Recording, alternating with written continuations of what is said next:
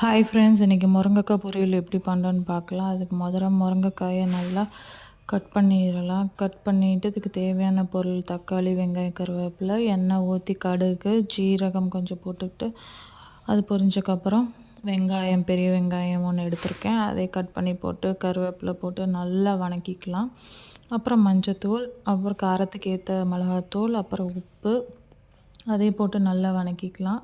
அப்புறம் ஆல்ரெடி நம்ம எடுத்து வச்சுருந்த தக்காளி அதையும் நல்லா போட்டு கையிலே புழிஞ்சிக்கலாம்.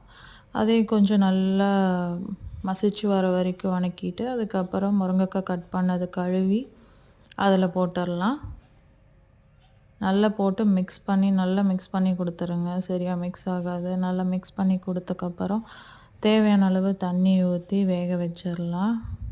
நல்லா கொதித்து வெந்து வரும்போது இந்த மாதிரி தண்ணி பாதி ஆயிடுச்சு. அதுக்கப்புறம் தேங்காய் போட்டு நல்லா கிளறி கொடுத்து வரன்ட்டு நல்லா ட்ரையாக பண்ணி எடுத்திங்கன்னா சூப்பரான முருங்கைக்காய் தொக்கு பொரியல் எப்படி வேணால் சொல்லிக்கலாம்.